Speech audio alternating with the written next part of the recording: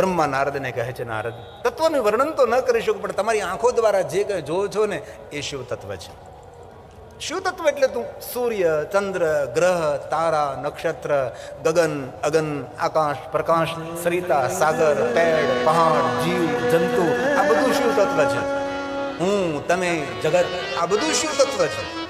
જે કાંઈ આંખો દ્વારા જોઈએ પણ શિવ તત્વ છે, આંખો દ્વારા જોઈ શકતા નથી એ પણ શિવ તત્વ છે, મન દ્વારા વિચારીએ પણ શિવ તત્વ છે, મન દ્વારા વિચારી શકતા નથી એ પણ શિવ તત્વ છે.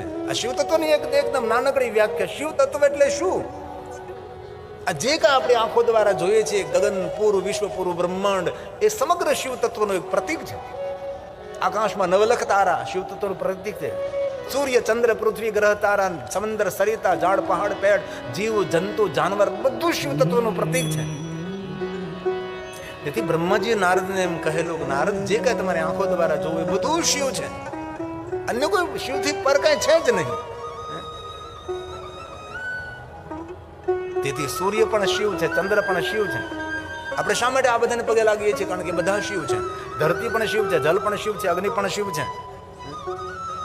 એ બધા શિવ છે. પુષ્પદંતે કહ્યું તમર્ક, અર્ક, સૂર્ય એ પણ શિવ છે. સોમ એટલે એ પણ શિવ છે. ત્વમર્ક સ્વમ સોમ ત્વમસી પવનસ્ત્વમ ભૂતર્વ. એ શિવ છે. પવન, વાયુ એ પણ શિવ છે. જે અષ્ટમૂર્તિ સ્વરૂપ ભગવાન શિવ છે, એ બધું શિવ છે. આપણે શ્વાસમાં લઈએ પણ શિવ છે. જીવ ભોજનમ જીવું એ પણ શિવ છે. જે કાંઈ દુનિયામાં દેખા, શિવ તત્વનું વર્ણન કરવા લાંબુ સમજવાની જરૂર નથી. જે કાંઈ જીવનમાં ઘટના બને બધી શિવ છે.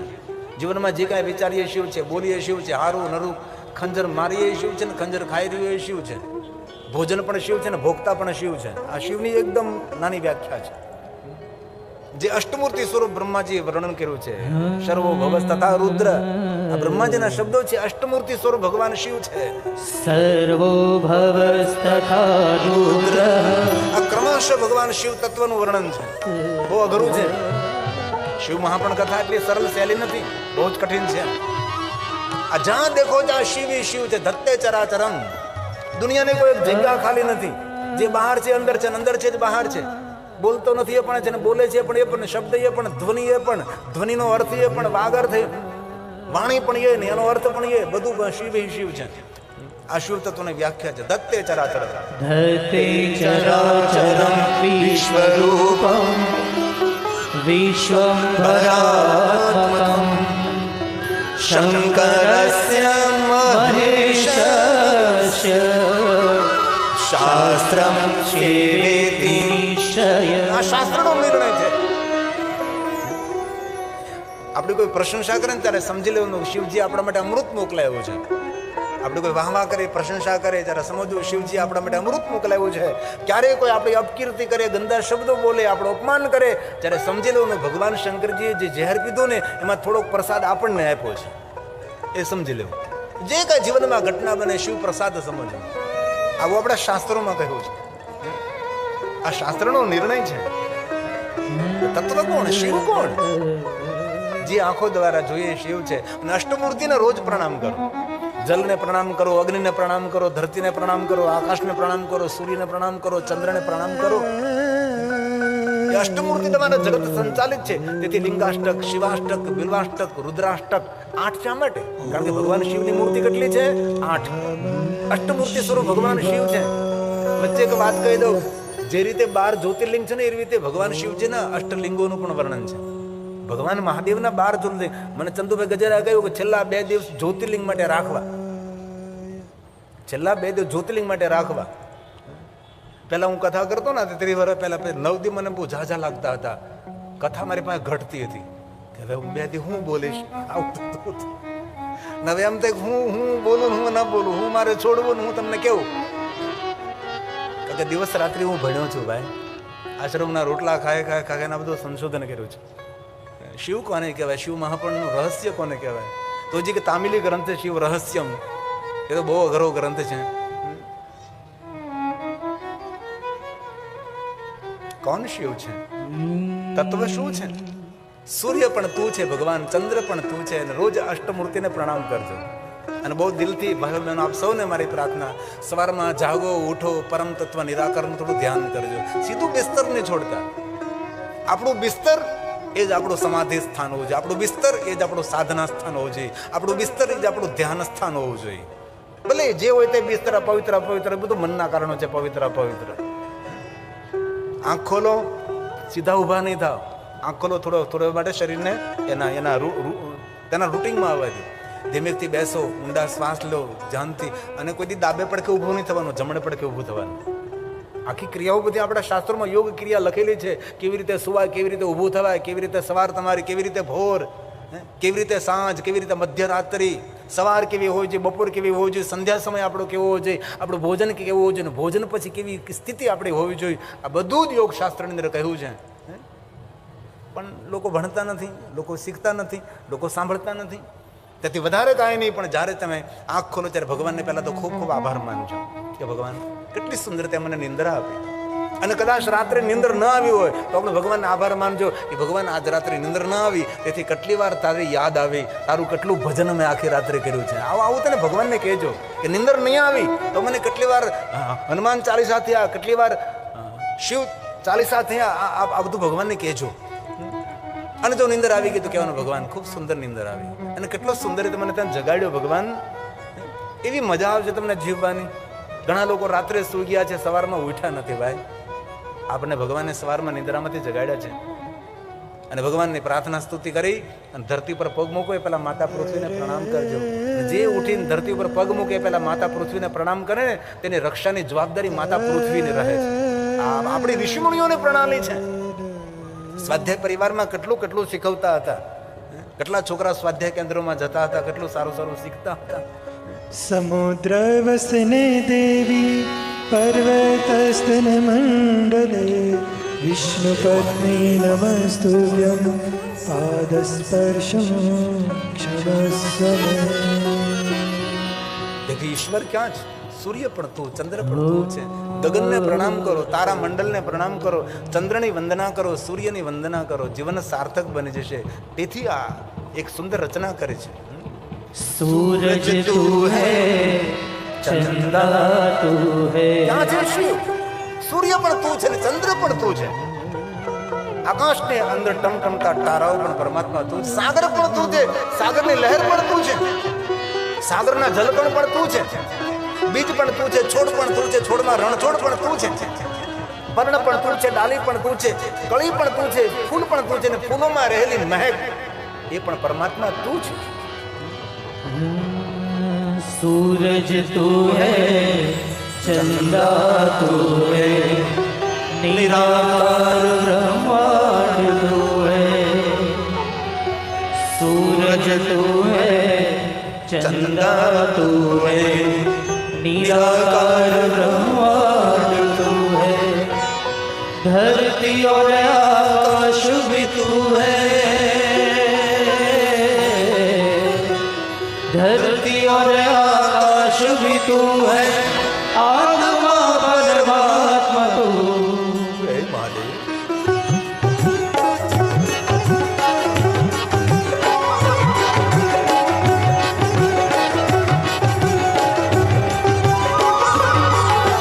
सूरज तू है, चंदा तू है, निराकार ब्रह्मांड तू है.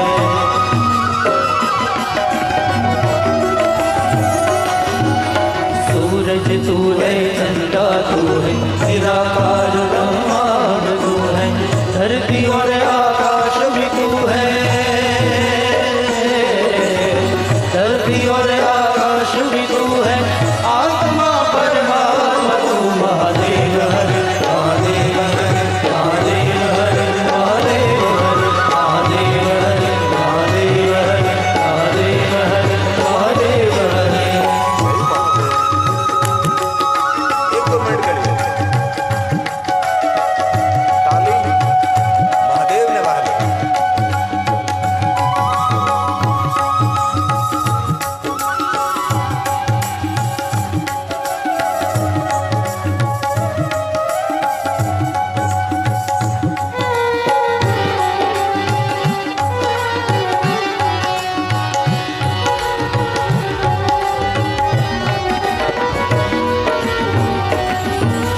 सब देवों का देव तू है, देव का महादेव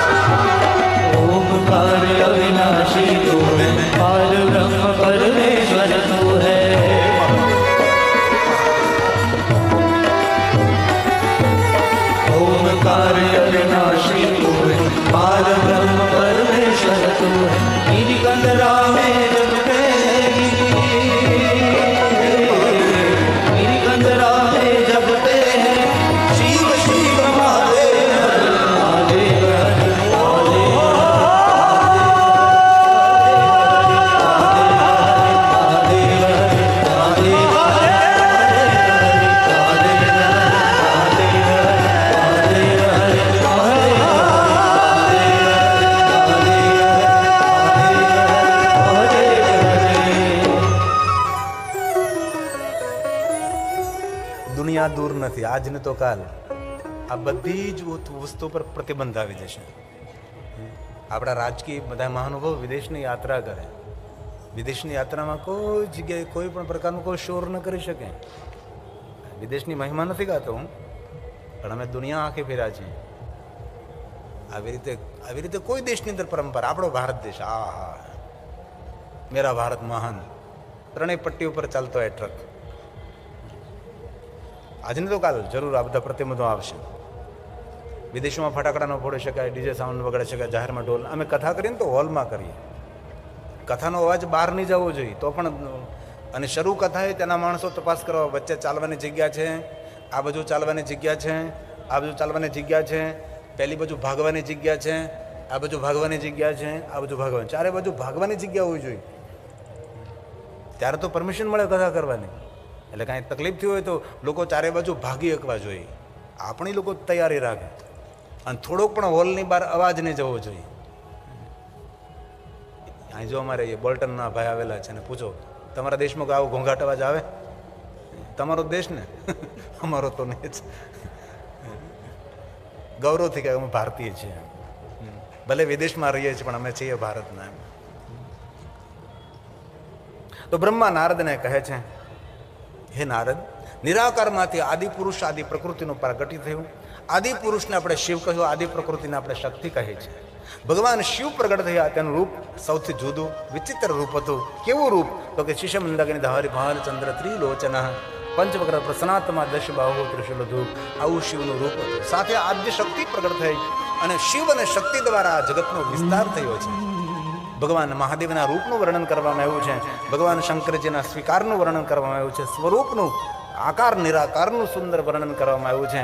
ભગવાન શિવ પ્રગટ થયા છે અને ભગવાન શિવ અને શક્તિ દ્વારા સમગ્ર સૃષ્ટિ પ્રગટ થઈ અને ભગવાન શિવ અને શક્તિ દ્વારા એક દિવ્ય પુરુષ પ્રગટ થયા, જેને આપણે પ્રથમ પુરુષ કહીએ છીએ, પહેલો પુરુષ કહીએ. શિવ કોણ છે? તો કે આદિ પુરુષ છે. અને શિવ અને શક્તિ દ્વારા પ્રગટ થયેલા પુરુષ, તેને આપણે પ્રથમ પુરુષ કહીએ છીએ. શિવજીને પ્રથમ પુરુષ નથી કહેતા, શિવજીને આપણે આદિ પુરુષ કહીએ છીએ. અને શિવ અને શક્તિ દ્વારા પ્રગટ થયેલા જે પુરુષ છે તેને પ્રથમ પુરુષ કહીએ છીએ.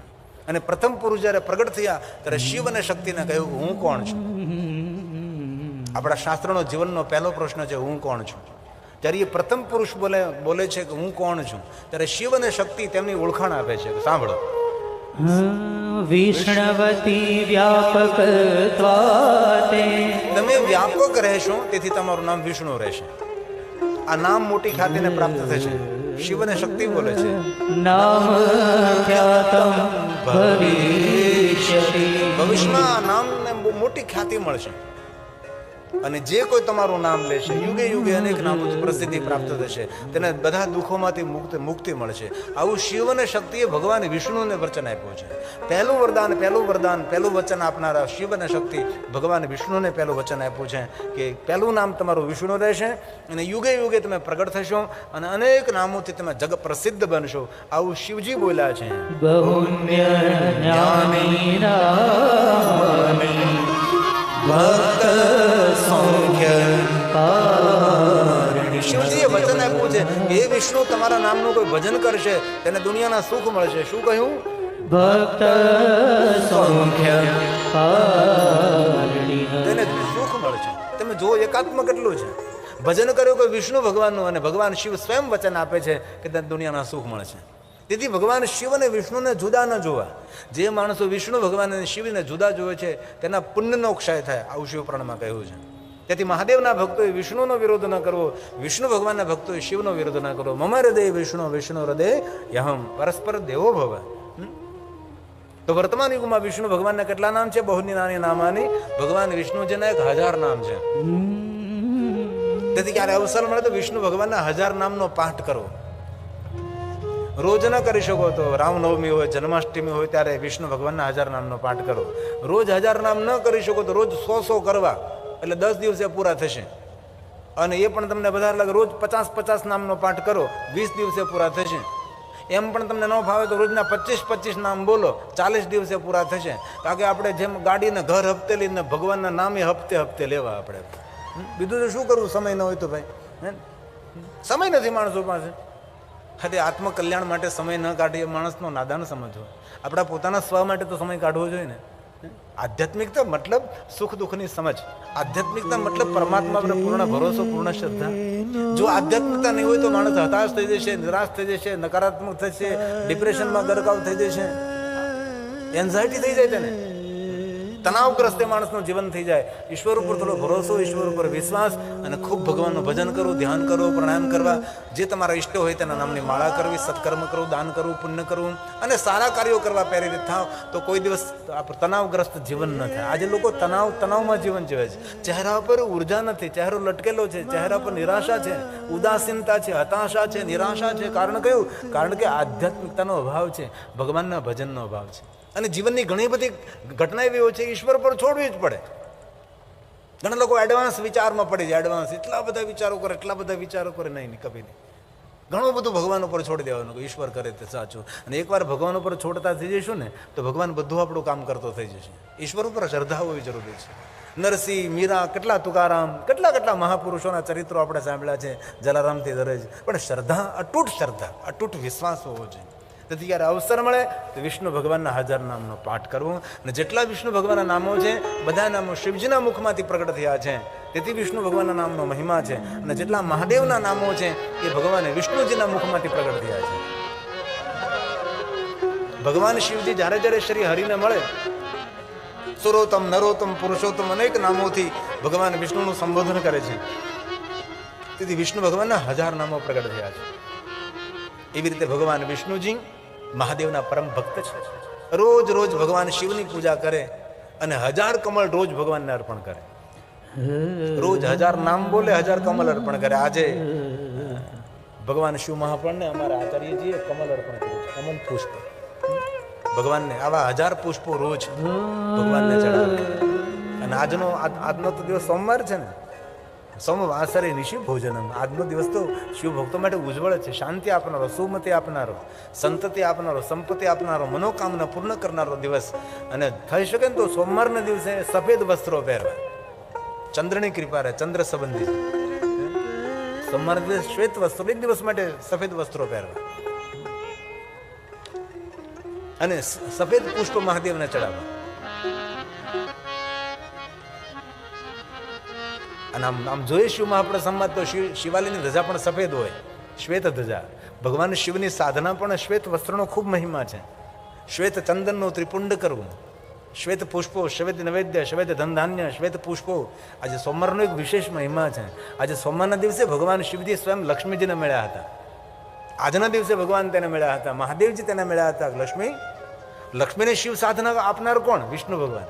વિષ્ણુ ભગવાને લક્ષ્મીજીને કહ્યું, લક્ષ્મી મારા ઈષ્ટદેવ મહાદેવ છે, તેથી તમે પણ શિવ સાધના કરો. અને ભગવાન વિષ્ણુએ પોતાના કરકમલો દ્વારા સ્ફટિક શિવલિંગ વિષ્ણુ ભગવાને લક્ષ્મીજીને આપ્યું.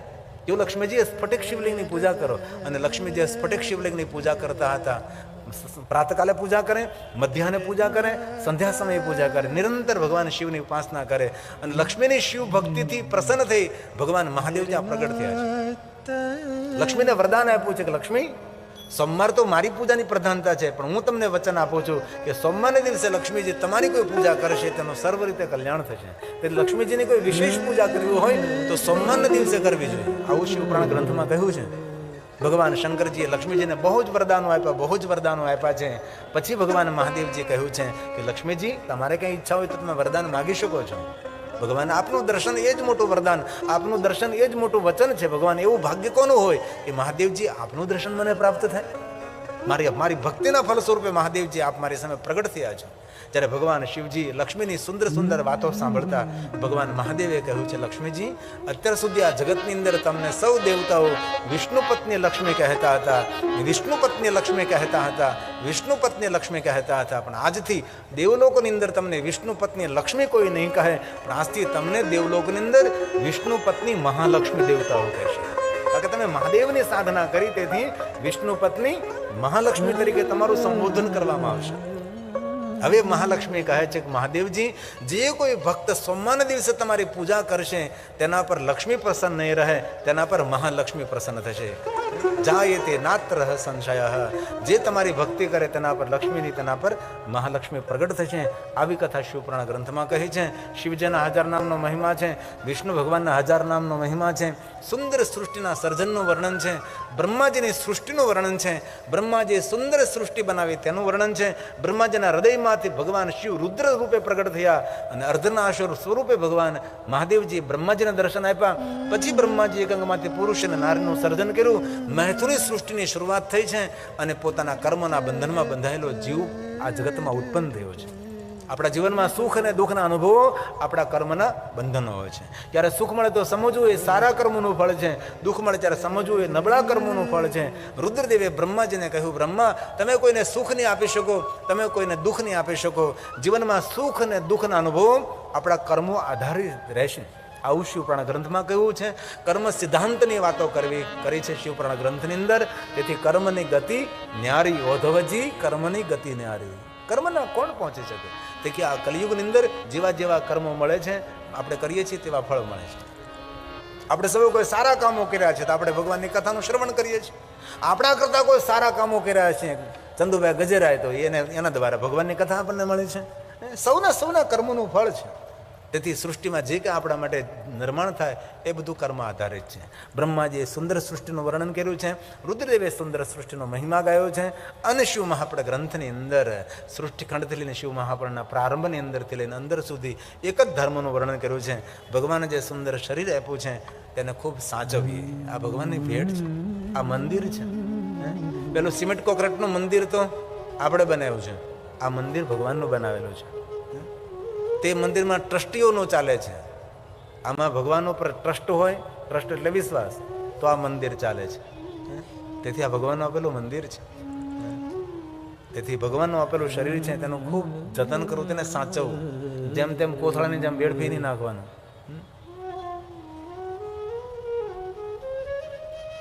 દુર્લભો મનુષ્ય દેહો દેહી નામ ક્ષણ ભંગુર. દુર્લભ છે શરીર, માનવ શરીર આપ્યું છે.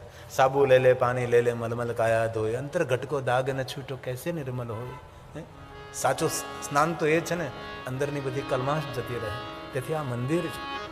જે તે ખાઈ ખાઈને, જે તે પી પીને શરીરને ખરાબ ન કરો. અને એક વિનંતી, મોડી રાત્રે તળેલા પદાર્થો, ખાટા પદાર્થો મોડી રાત્રે ન ખવાય, રોગ થશે. તમાકુ ગુડકા કરતાં પણ વધારે રોગસ્ટ થાય. આ 10 સાડા 10 વાગે પીઝો ખાય, કેવી હાલત થશે એની તમે વિચાર તો કરો. તેથી આહારમાં અંકુશ રાખો, આહારમાં સંયમ રાખો, વિચારોમાં સંયમ રહેશે, વાણીમાં સંયમ રહેશે, વ્યવહારમાં સંયમ રહેશે, વિહારમાં. પહેલાં તો આહાર આપણે સુધારીએ. એક વાત કહું છેલ્લે હવે, વર્તમાન યુગમાં શુદ્ધ શાકાહારી છે ને તેને વર્તમાન યુગનો ઋષિ સમજો. વર્તમાન યુગમાં જે શુદ્ધ શાકાહારી છે તે વર્તમાન યુગનો ઋષિ છે. અને જે આ સભાની અંદર જે શુદ્ધ શાકાહારીને પવિત્ર ભોજન કરે છે તેને હું ગિરિબાપુ કોટી કોટી પ્રણામ કરું છું. શરીરને ગંદુ ન કરાય, શરીરને અભડાવાય નહીં, ભૂલથી પણ નહીં. તો એમ કે તાકાત બળ આવે તો ભીમ શુદ્ધ શાકાહારી હતો, અતુલિત બલધામ હનુમાનજી શુદ્ધ શાકાહારી હતા. એવું કોને કહ્યું કે ગંદવાડ ખાવાથી તાકાત આવે, ગંદવાડ ખાવાથી શક્તિ આવે? હનુમાનજીએ લંકા નાખી ભાંગીને ભૂકો કરી નાખી. ભીમ કેવો બળવાન હતો, ગદા પછાડતો, ધરતીકંપ થવા લાગતો. તેથી એવો વહેમ ન રાખો ગંદુ ખાય તો શક્તિ આવે. બુદ્ધિ ભ્રષ્ટ થઈ જાય, બુદ્ધિ ગંદી થઈ જાય. તેથી આપણે ભગવાન રામના, કૃષ્ણના, શિવજીના મંદિરો ન બનાવી શકે. બનાવો તો સારું કહેવાય, પણ કોઈ માણસ તમારા સંપર્કમાં હોય, તમારી સાથે હોય, તમારા કાર્યક્ષેત્રમાં જોડાયેલો હોય ને એ જો અભક્ષનું ભક્ષણ કરતો હોય તો સમજાવીને તેને શુદ્ધ શાકાહારી બનાવો. કરોડો મંદિર બનાવવાનું પુણ્ય પ્રાપ્ત થશે, કરોડો ભગવાનના દેવાલયો બનાવવાનું પુણ્ય પ્રાપ્ત થશે. એક વ્યક્તિને પવિત્ર ભોજન કરતો કરો, એક વ્યક્તિને શુદ્ધ શાકાહારી બનાવવાનો પ્રયાસ કરો. પવિત્ર ભોજન જીવનને શ્રેષ્ઠ બનાવે છે. પવિત્ર ભોજન જીવનમાં શાંતિ આપે છે. મેં જોયું છે જેટલા ભક્ષનું ભક્ષણ કરે ને મરતી વખતે બહુ દુઃખી થાય, મરતી વખતે બહુ તડપે છે. જેટલા તડપે ખાધા એટલો જ એ માણસ તડપે છે. તેથી વધારે નહીં કહેતા, આપ સૌ દયા માણસો છો, પવિત્ર માણસો છો. પહેલો ધર્મ છે આ મંદિરને સાચવવું. આદિ જગતગુરુ શંકરાચાર્ય મહારાજે કહ્યું એક પંક્તિ, આત્મા ગિરિજાપતિ સહચરા મંદિર છે, ભગવાન બિરાજે છે. પ્રાણમ શરીરમ ગૃહમ. કથા સાંભળતા સાંભળતા બીજા કોઈ નિયમ ન લઈ, પણ કથા સાંભળતા સાંભળતા એક નિયમ લેવાનું કે મારા સંપર્કમાં જે માણસો આવશે, મારા વ્યવહાર કાર્યમાં જે માણસો આવશે, એક માણસને હું વ્યસન મુક્ત કરીશ, એક માણસને હું શુદ્ધ શાકાહારી બનાવીશ. કેટલું મોટું આપણે કામ કરી શકીએ, કેટલું મોટું સમાજ સેવાનું કામ કરી શકીએ છીએ. તેથી આપણા બાળકો ભ્રષ્ટ ન થાય, આપણા બાળકો ખોટે માર્ગે ન જાય. સમાજમાં વિરોધ તો તે વસ્તુનો કરવાની જરૂર છે ને કે જે મોટા મોટા ઘરના ક્યાં ક્યાં જઈ રહ્યા છે, શું કરી રહ્યા છે, કેવી રીતે પૈસાનો વ્યય કરી રહ્યા છે, વિરોધ તો તેનો કરવાની જરૂર છે. યજ્ઞનો વિરોધ કરવાની જરૂર નથી, કથા કીર્તનનો વિરોધ કરવાની જરૂર નથી, સત્સંગનો વિરોધ કરવાની જરૂર નથી. સત્સંગ તો આપણા માટે અમૃત છે.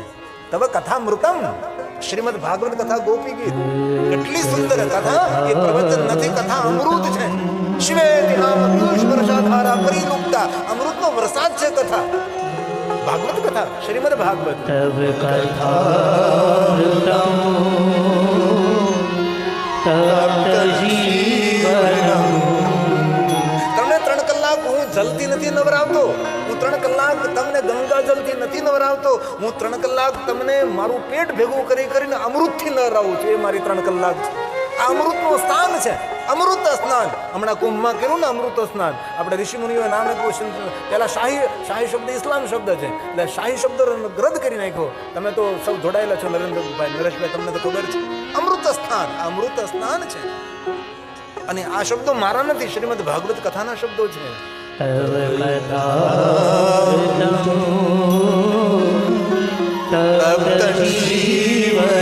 સંસારના તાપમાં તપી રહેલો જીવાત્મા દુઃખી છે. આ તો કથામાં જેનો ઘરે જાવ એટલે હોળી ને હોળી, દિવાળી નહીં, એનું એ જ બધું. પણ મૌન થઈ જાય કથા સાંભળીને ઘરે જઈને શાંતિ, એકદમ મૌન, મધુર વાણી, મધુર ભાષા, જે કાંઈ છું ધીરજપૂર્વક બધું સંભાળી લઈએ. પતિ કામ ધંધેથી થાકો પાકો પરસીનો રેપ જપ થઈને હોય તો ધીમેથી તેને સંભાળી લઈએ, થોડી ધીરજ રાખીએ, વાણીમાં મધુરતા. થોડું તેને કહી દઈએ કે કેટલું કામ કરો તમે એટલું કામ કરો, કામે જાઓ છો એટલો પસીનો પાડો છો, તો અમે ઘરની અંદર શાંતિથી રહી શકીએ છીએ. તમે કમાવો છો તો અમે કથા સાંભળવા જઈ શકીએ છીએ. આમ ધણી ઘરે આવે ને તો ધણી નહીં, સાક્ષાત મહાદેવ આવ્યો એવો ભાવ પ્રગટ કરવાનો છે, તો ઘર સ્વર્ગ બને. ભલે પછી એ મહાદેવ માવો ખાઈને આવ્યો હોય, વાંધો નહીં, પણ આપણો વ્યવહાર બદલે, આપણી વાણી બદલે તો ઘણું બધું જીવનમાં સારું થઈ શકે છે. તેથી અમૃતના સ્નાન છે, તપ્ત જીવન. મધુસ્ફીતા વાચ પરમમૃતમ નિર્મિતવતઃ તવ બ્રહ્મન કિંબગપી સુગુરુ વિસ્મય પદમ મમ તવેતા વાણી ગુણ કથન પૂર્ણેન ભવતઃ. મને પુણ્ય મળે તેથી ભગવાનનું મહિમા ગાઉં છું, મારું મંગલ થાય, મારું કલ્યાણ થાય, એટલે ભગવાન તારી કથાનું શ્રવણ કરું છું. શ્રવણ મંગલમ. કથા સાંભળવાથી શું મળે? તમને કોઈ પૂછે 3 કલાક કથા સાંભળે શું મળવાનું છે, તો ભાગવત કથાનો ગોપી ગીતનો શ્લોક સંભળાવી દેવાનો. કથા શ્રવણ કરવાથી મંગલ થાય. શ્રવણ મંગલમ શ્રીમદાતતમ. કથા સાંભળવાથી સર્વનું મંગલ થાય. સર્વ મંગલ માંગલ્ય શિવે સર્વાર્થ. કીર્તન તનને પાવન કરે છે. આરતી આર્તનાદ છે, ભગવાન આપણો નાદ સાંભળે છે, એ આરતી. તેથી બને ત્યાં સુધી મંડપ નહીં છોડવું. આઈએ 2 મિનિટ કે લીએ. મારો ભોળો રે મહાદેવ, મારો પ્યારો રે મહાદેવ, મારો ભોળો રે મહાદેવ, મારો પ્યારો રે મહાદેવ. સબકા તારણહારો, સબકા તારણહારો, જગકા હે આધાર. મારો ભોળો રે મહાદેવ, મારો પ્યારો રે મહાદેવ, મારો ભોળો રે મહાદેવ, મારો પ્યારો રે મહાદેવ. 1-2 मिनट के लिए भाव से आदर के साथ.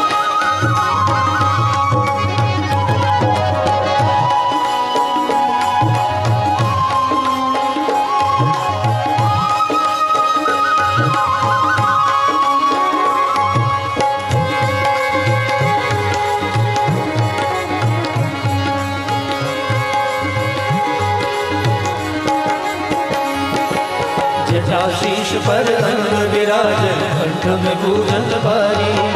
जटाशीष पर अंग विराज, कंठ में भूजंग भारी. बैठे शिखर कैलाश, बैठे शिखर कैलाश, नील चंद्र को तारी.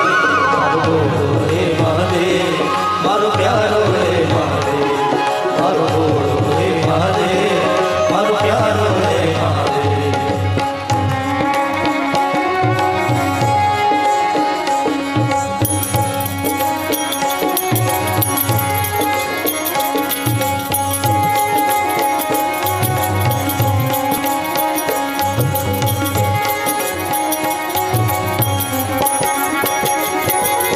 नागांबर पीतांबर शोभे श्वेतांबर गोधारी नागांबर पीतांबर शोभे श्वेतांबर गोधारी मस्ती में वो मस्त होकर मस्ती में वो मस्त होकर सोहे दिगंबर धारी हे महादेव मारो प्यारो हे महादेव मारो हे महादेव मारो प्यारो हे महादेव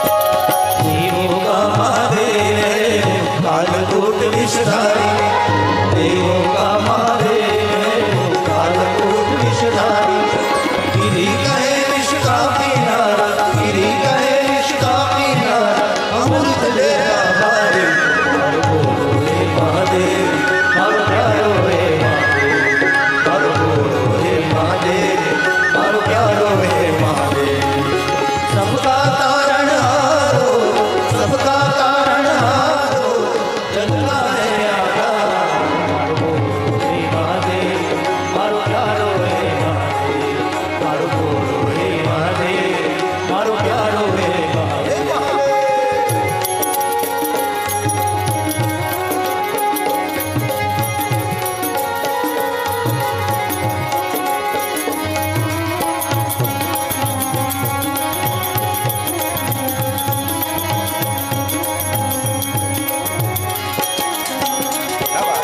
जटाशीष पर गंग विराज कंठ में भूजंग भारी जटाशीष पर गंग विराज कंठ में भूजंग भारी बेटे हैं श्रीधर कैलाशी बेटे हैं श्रीधर कैलाशी श्री चंद्र को भारी छोड़ दे लो मीनारो छोड़ दे लो मीनारो छोड़ मस्ती वाले नारो छोड़ मस्ती वाले नारो रूह ने हर नारो रूह ने हर नारो छोड़ डाकन रो छोड़ डाकन रो